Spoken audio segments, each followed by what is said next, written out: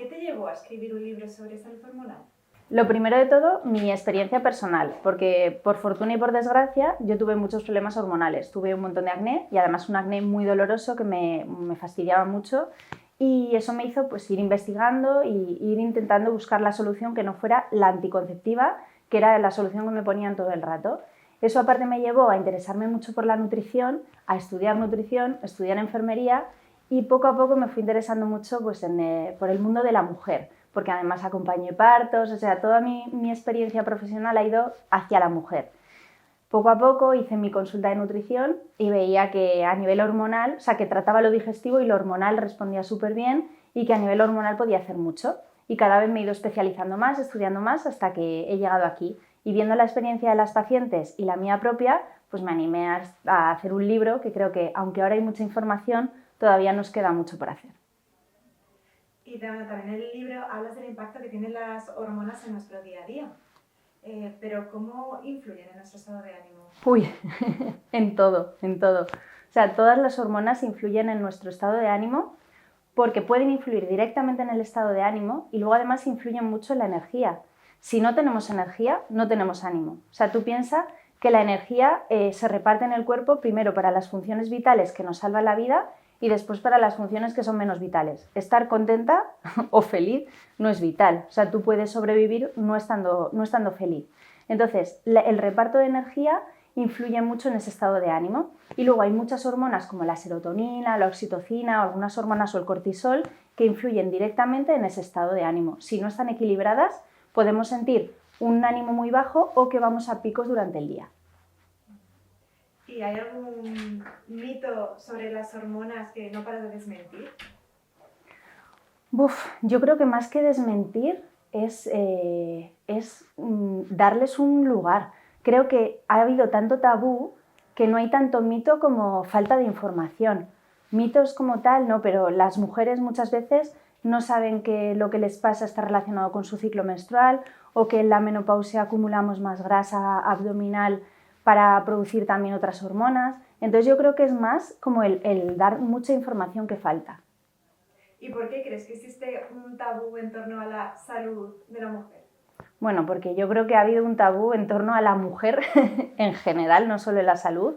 Nos hemos tenido que ir haciendo un espacio en la historia, un lugar con uñas y dientes muchas veces.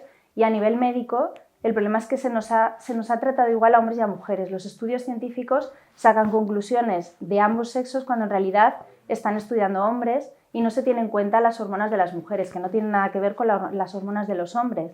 Entonces ahí, aparte de que ha habido mucho ocultismo porque era un tema como sucio, ¿no? La regla era un tema sucio, no se nos ha tratado a nivel médico como debería haberse hecho. Entonces ahora poco a poco se empieza a saber más, y en las consultas, incluso a nivel de urgencia médica, se empieza a tener en cuenta que no es lo mismo tratar a una mujer que a un hombre. Y bueno, ¿cuáles son los hábitos más comunes que solemos hacer que desajustan nuestras hormonas y cuáles son sus consecuencias? Bueno, yo creo, ahora mismo hay mucho cuidado en la alimentación, o sea que eso casi que lo quitamos. Yo creo que el gran mal de la actualidad es el estrés y la falta de descanso. Queremos hacer días de 40 horas y dormir muy poquito, y eso tiene un gran impacto en las hormonas. ¿Por qué? Porque cuando ponemos en marcha el eje de estrés continuamente, adrenalina, noradrenalina y cortisol, el cortisol es un glucocorticoide. O sea, tú piensas en las personas cuando toman corticoides que se hinchan, ¿no? Pueden tener más apetito. Entonces, esto impacta directamente en nuestra sensación de hambre. Además, si estamos todo el rato a picos o tenemos mucho cansancio, si falta energía, nuestro cuerpo, ¿cómo recupera la energía? O comiendo o durmiendo. Si sabe que no puede dormir, ¿qué va a hacer? Comer. Te va a pedir comer, o muchas veces al día, o alimentos muy calóricos. Y esto suele ocurrir además muchos entre las 5 y las 8 de la tarde, que entra un hambre ahí como voraz. Y es falta de energía, por falta de descanso o por exceso de estrés en el día. Y bueno, también cuando queremos perder peso hay ocasiones en las que hagamos los ejercicios que nos recomiendan o sigamos una alimentación balanceada, equilibrada, no da resultado. ¿Pueden estar las hormonas implicadas en ello también? Pueden estar implicadas. Como te decía, el cortisol es una hormona que nos puede dificultar mucho la pérdida de peso. Y luego, yo siempre digo que hay que dar con la tecla en esto y que hay que ver qué está pasando en esa persona, en esa mujer, por qué el cuerpo no está permitiéndole gastar energía. ¿Por qué? Porque muchas veces lo que ocurre es que cuando hay mucha inflamación, el cuerpo, en concreto el sistema inmunológico, lo que siente es que está ante un peligro. Y ante un peligro, su mecanismo de defensa es ahorrar y bajar el metabolismo basal para ahorrar. ¿Cómo ahorramos? Gastando poco y comiendo más. Entonces puede ser que tengamos como una pseudoactitud enferma, que es no me puedo mover, no tiro, que así viven muchas mujeres, muchas personas, que es como, es que quiero hacer ejercicio pero no consigo moverme y ni siquiera puedo pensar con claridad. Tengo como neblina mental, falta de memoria y luego además, si decido hacerlo, no tengo esa energía para tirar. Entonces hay que ver primero qué le está pasando a ese cuerpo, cómo está la inflamación, cómo está la salud digestiva, todo, y ver cómo están las hormonas. Y ahí se empieza a mover el peso. ¿También deberíamos adecuar nuestro ejercicio al ciclo menstrual? Sí, totalmente. Deberíamos primero escucharnos más, porque yo creo que si te escuchas vas a ser consciente de que según la fase del ciclo puedes hacer más unas cosas que otras, determinados ejercicios que otros.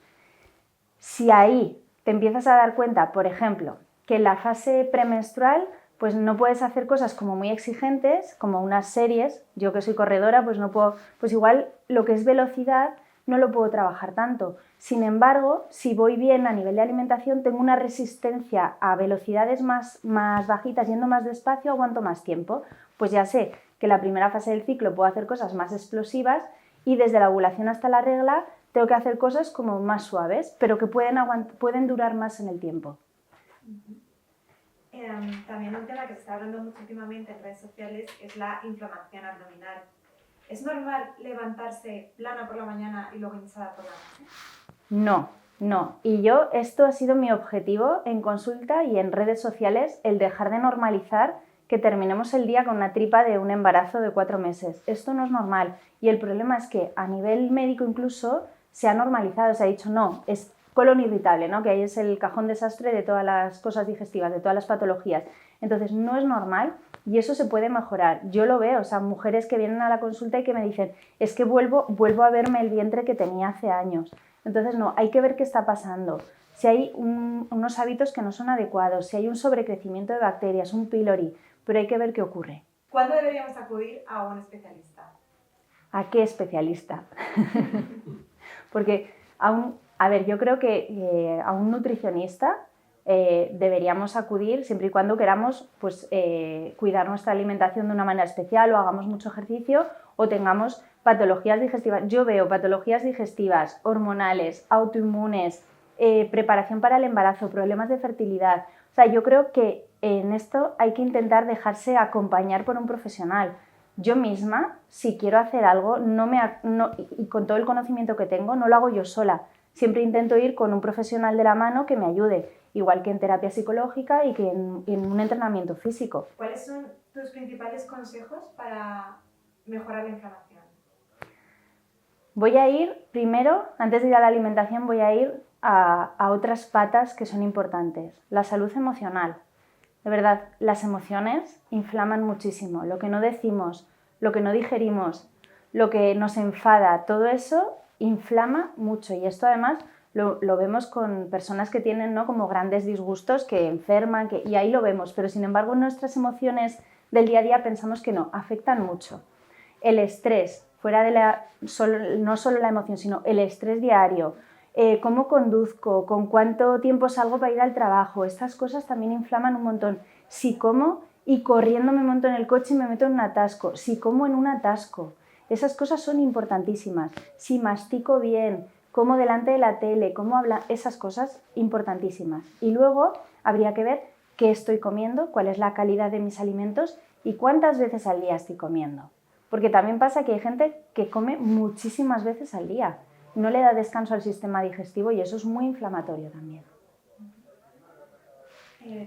Muchas veces volvemos a casa después de todo un día afuera y sin ganas de cocinar, de hacernos nada.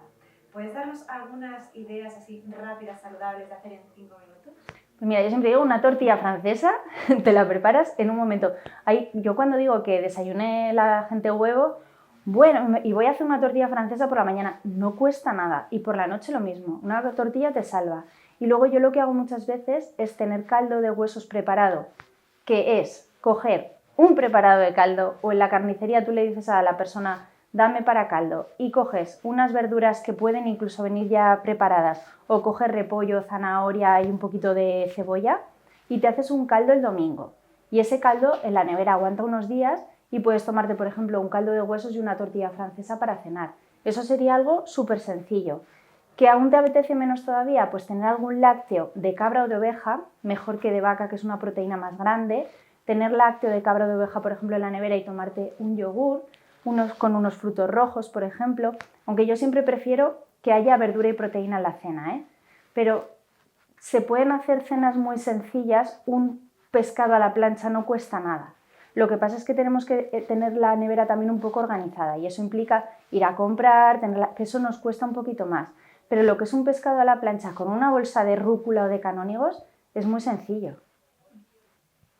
¿Y cuál es el alimento con más beneficios que muy pocas personas consumen, pero deberíamos comer más? El huevo. Ay, a mí es que el huevo me encanta y me parece que aparte de la sencillez y que tiene un montón de formas de cocinado, es nutritivamente es genial. Pero tampoco creo, o sea, esto lo he dicho un poco de broma, no creo en el milagro de un alimento ni alimentos para. Creo que el llevar una alimentación equilibrada es la base. Y estamos acostumbrados también a desayunar leche con galletas, colacao. ¿Cuál sería el desayuno ideal? Huevo, un poquito de proteína, si puede ser animal, pues jamón, pavo, pollo que sea de calidad, ¿vale? Que tenga un porcentaje de carne bueno, que no tenga almidones, fécula de patata y tal, que ese es el problema. Y luego, mira, yo hoy, por ejemplo, he desayunado tenía calabacín con champiñones de la comida de ayer y me lo he puesto con la tortilla francesa.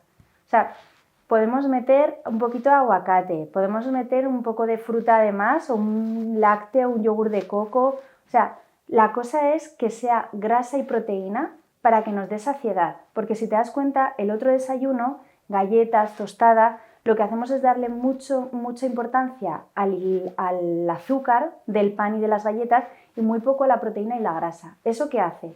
Nos sube mucho los niveles de azúcar en sangre y luego nos baja enseguida y tenemos hambre al poco rato.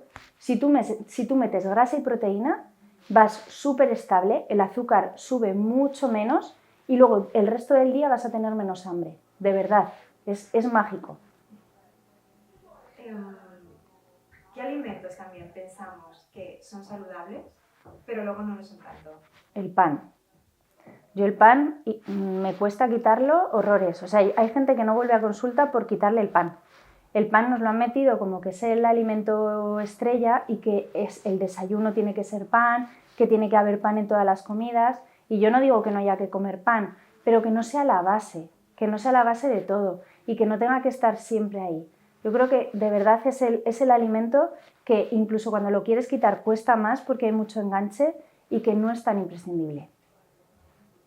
¿Y cuáles son las señales o red flags de las que tenemos que estar atentos para saber si tenemos o no una mala relación con la comida? Bueno, si tenemos una actitud muy compensatoria, por ejemplo, ¿no? De gasto esto, como esto, gasto esto, eso habría que tener mucho cuidado. Si tenemos muchas restricciones y no tenemos flexibilidad, ¿no? De no quiero salirme de mi alimentación, no quiero quedar a comer, no quiero salir fuera a un bar, eso hay que tener cuidado. Si estamos con ese pensamiento en la cabeza todo el rato, ¿no? Porque a veces pasa, cuando hay una patología digestiva, por ejemplo, la persona se encuentra mal y quiere ponerse bien. Entonces, de repente la comida empieza a ser su mundo. ¿Por qué? O porque cree que ahí va a sanar o porque ve realmente el impacto que tiene la alimentación en su curación. Entonces hay que tener cuidado porque podemos empezar a hacerlo todo demasiado estricto, no querer salirnos por miedo y podemos entrar en actitudes pues un poco peligrosas. El peso, ¿no? Como estar muy pendiente del peso. Yo a todas les digo que la báscula a la basura, no al sótano, no al trastero, a la basura. O sea, no hay que fijarse en el peso, lo que hay que fijarse es en cómo estoy de energía, cómo está mi estado de ánimo y cómo me siento yo. cómo me veo, pero no en un peso, en un valor que además, según el músculo que tengamos, no puede variar muchísimo. Entonces creo que eso sería muy importante. ¿Y cómo podemos llevar una alimentación saludable, pero sin llegar a obsesionarnos? O sea, ya sabemos que tenemos que comer verduras, carne, tal, pero saber cuándo podemos, entre comillas, darnos un capricho o comer un cheat meal, como lo llaman, una hamburguesa, lo que sea. Debe estar. O sea, a mí eso de estas dietas de tienes un día libre también me molesta un poco, porque creo que no tiene que estar por obligación, o sea, que tiene que estar porque la vida es así y hay momentos en los que te vas con tus amigos y hay momentos en los que, bueno, pues tienes una rutina de trabajo, casa y tal y comes mejor. Entonces, pues un 80-20, pero sin contabilizar. O sea que, por ejemplo, yo les digo muchas veces, mira a ver dónde inviertes eso que quieres hacer extra, ¿no? Porque igual una copa de vino un martes por la tarde porque tengo estrés, porque he llegado fatal, pues igual lo que tienes que mirar es que puedes cambiar de tu vida para no llegar de esa manera, pero que no se normalice, me tomo una copa de vino para salir de eso, de esa espiral de estrés que me he metido. Pero luego una copa de vino con unas amigas, hablando y riendo y tal, pues es maravillosa. Entonces, como intentar que sea no tan controlado, pero que no sea ni todos los días ni en situaciones que no merece la pena. ¿Sabes? Que sea pues, lo social tiene que estar porque además nos da muchos beneficios, pero no todo el rato ni no hacerlo por miedo a engordar o a encontrarte mal. Ya, ¿cómo influye nuestro estado de ánimo en la forma en la que nos alimentamos? Como por ejemplo, cuando estoy estresada, me doy un atacón o dejo de comer. Muchísimo. Y además siempre pensamos que es mental y para mí es fisiológico. Puede venir mucho de cómo nos han educado, ¿no? Porque a todas nos han calmado con comida. Y de hecho se sigue haciendo mucho. Yo como madre he tenido que estar muy atenta a eso. Pero si lo piensas, cuando ponemos en marcha los mecanismos de estrés, hormonas, noradrenalina, adrenalina y cortisol, ¿esto para qué se pone en marcha? Para salir corriendo o luchar. ¿Y para eso qué necesitas? Energía. Y para tener energía, ¿qué necesitas? Comer. Entonces es normal que cuando tenemos mucho estrés el cuerpo nos pida comer cosas que nos den mucha caloría y mucha energía. Chocolate, galletas, bollos, ese tipo de alimentos. Entonces ahí hay que ver cómo puedo modular el estrés. Siempre digo, igual no puedes cambiar tus condiciones de vida ahora mismo, pero sí cómo las recibes, ¿no? Yo siempre pongo el mismo ejemplo. Yo tengo que tener cuidado porque me gusta correr con el coche. O sea, me gusta, me sale. Entonces, cuando me veo yendo rápido, digo, a ver, ojo, no tienes prisa o intenta salir con más tiempo, pero son muchas veces patrones que tenemos metidos de ir a toda pastilla y que podemos vivirlos de otra manera, podemos actuar de otra manera y no acumular tanto estrés en el día. Porque si hay mucho estrés, nos va a pedir comer de manera no saludable por la tarde, seguro.